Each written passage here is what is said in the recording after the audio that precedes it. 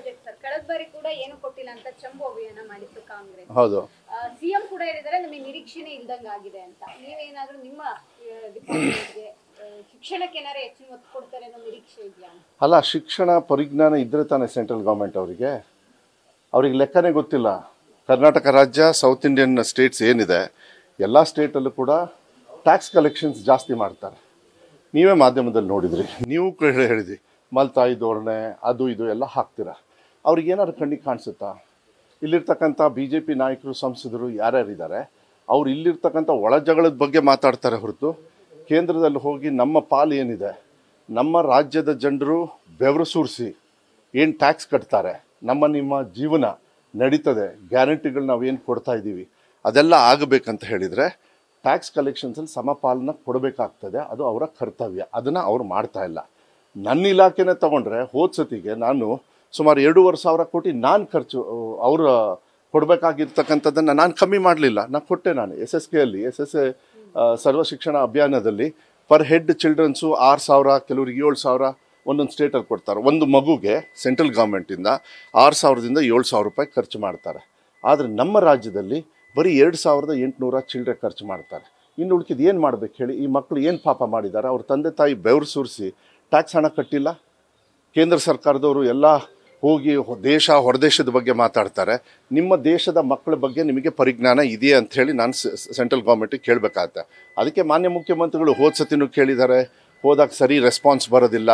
ಅನಿವಾರ್ಯವಾಗಿ ನಾವೇನು drought situation, ಬರಗಾಲದ ಸಂದರ್ಭದಲ್ಲಿ ಅನಿವಾರ್ಯವಾಗಿ ಹೋಗಿ ಡೆಲ್ಲಿಗೆ ಹೋಗಿ ನಾವೆಲ್ಲರೂ ಕೂಡ ಸ್ಟ್ರೈಕ್ ಮಾಡಿದ ಮೇಲೆ ಸುಪ್ರೀಂ ಕೋರ್ಟು ಅದನ್ನು ತಗೊಂಡು, ಆ ಗಮನವನ್ನು ತಗೊಂಡು ಸುಪ್ರೀಂ ಕೋರ್ಟ್ ಡೈರೆಕ್ಷನ್ ಕೊಡ್ತು. ಈ ಥರ ಹೋಗ್ಬೇಕಾಗತ್ತಾ?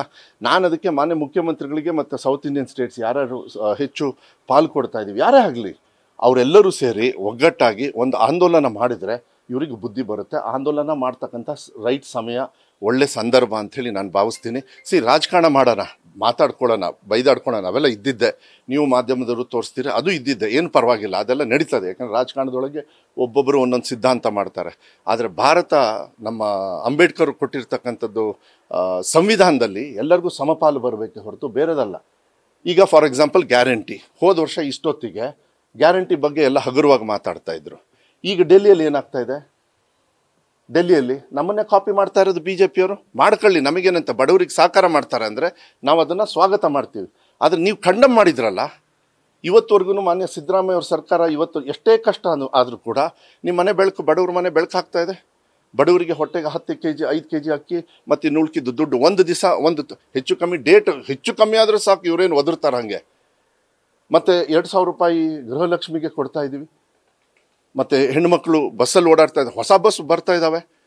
ಮುಂಚೆ ಹಿಂದಿನ ಸರ್ಕಾರದವ್ರು 3.5 ವರ್ಷಕ್ಕೆ ಒಂದು ಬಸ್ ತೊಗೊಂಡಿದ್ರನ್ರಿ. ನನ್ನ ಕ್ಷೇತ್ರಕ್ಕೆ ನಾನು 100 ಬಸ್ಸಲ್ಲಿ ಸುಮಾರು 62-63 ಬಸ್ ಬಂದಿದೆ ಆಗಲೇ. ಇನ್ನು ಮೊನ್ನೆ ಕ್ಯಾಬಿನೆಟ್ಟಲ್ಲಿ ಮಾತಾಡಿದಾಗ ಯಾರಿಗೆ, ನಮ್ಮ ಟ್ರಾನ್ಸ್ಪೋರ್ಟ್ ಮಿನಿಸ್ಟ್ರು ರಾಮಲಿಂಗ ರೆಡ್ಡಿ ಅವರಿಗೆ, ಇಲ್ಲ ಮತ್ತು ಇನ್ನೊಂದು ತಿಂಗಳೊಳಗೆ ಇನ್ನೂ 34 ಬಸ್ ಏನು ಬರಬೇಕು ನಿಮಗೆ ಕೊಡ್ತೀವಿ ಅಂತೇಳಿ. ಇಂಥ ಕಾನ್ಫಿಡೆನ್ಸ್ ಕೊಡಬೇಕೆ ಹೊರತು ಕೂತ್ಕೊಂಡು ಏನೋ ಬೇಜವಾಬ್ದಾರಿತನ, ಸೌತ್ ಇಂಡಿಯನ್ ಸ್ಟೇಟ್ಸ್ ಅಂದರೆ ಒಂದು ಹಗುರವಾಗಿ ನೋಡ್ತಕ್ಕಂಥ ಒಂದು ಧೋರಣೆ ಏನಿದೆ.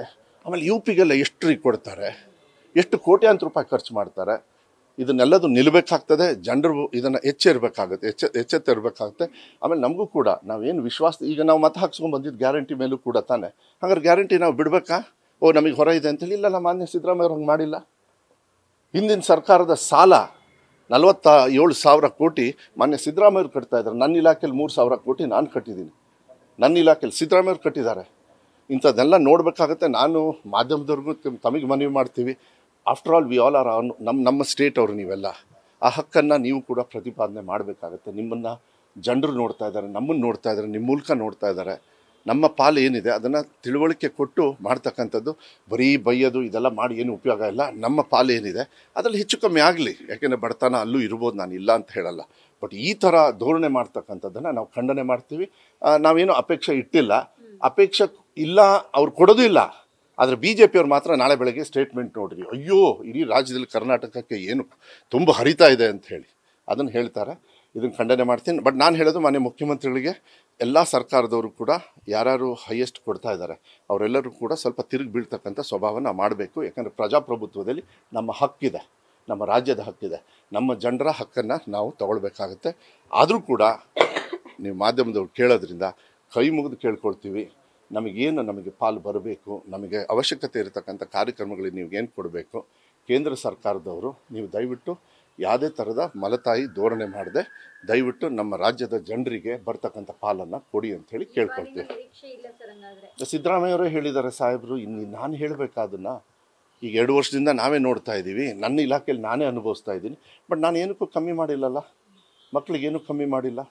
ಅದಕ್ಕೆ ನಾವು ನೋಡಿ ಔಟ್ಸೋರ್ಸ್ ಯಾಕೆ ಕೊಡ್ತಾ ಇದ್ದಾರೆ, ನಮ್ಮ ಸಿದ್ದರಾಮಯ್ಯ ಸರ್ಕಾರದಲ್ಲಿ ವ್ಯವಸ್ಥೆ ಚೆನ್ನಾಗಿದೆ, ಅಡ್ಮಿನಿಸ್ಟ್ರೇಷನ್ ಚೆನ್ನಾಗಿದೆ. ಅದಕ್ಕೆ ಅಜೀಂ ಪ್ರೇಮ್ಜಿ ಅಂತವರು, ಈಗ ADB ಅವರು 2,000 ಕೋಟಿ ಕೊಟ್ರಿ ನನಗೆ ಎಜುಕೇಷನ್ ಡಿಪಾರ್ಟ್ಮೆಂಟಿಗೆ. ಆಫ್ಟರ್ ಲಾಂಗ್ ಇಯರ್ಸ್ ನನಗೆ ಗೊತ್ತಿರೋ ಪ್ರಕಾರ ಎಜುಕೇಷನ್ ಡಿಪಾರ್ಟ್ಮೆಂಟಿಗೆ ADB ಬ್ಯಾಂಕಿಂದ ಕೊಟ್ಟೇ ಇರಲಿಲ್ಲ. 2,000 ಕೋಟಿ ಅಂದರೆ ಇವಿಲ್ಲ. ಬಟ್ ಕಾನ್ಫಿಡೆನ್ಸ್ ಇಡೋದು ಮನುಷ್ಯದ ಸ್ವಭಾವ ಅಲ್ವಾ, ನಾವೆಲ್ಲರೂ ನಮ್ಮ ಇಲಾಖೆಗೆ ನಾವು ಮಾಡಬೇಕಾಗತ್ತೆ. ನೋಡೋಣ ಸರ್, ಹೋರಾಟ ಏನಾದರೂ ಮಾಡ್ತೀರಾ ಸೌತ್ ಇಂಡಿಯನ್? ಅದನ್ನೇ ಹೇಳೋದು, ಮಾಡಬೇಕು, ನಮ್ಮ ಹಕ್ಕಲ್ವಾ. ಮಹಾತ್ಮ ಗಾಂಧಿಯವರು ಹಾಗೆ ಸಿಗಲಿಲ್ಲ, ನಮಗೆ ಫ್ರೀಡಮ್ ಕೊಟ್ಟಿರೋದು ಹಾಗೆ ಸಿಗಲಿಲ್ಲ ಹೋರಾಟದ ಮೂಲಕ.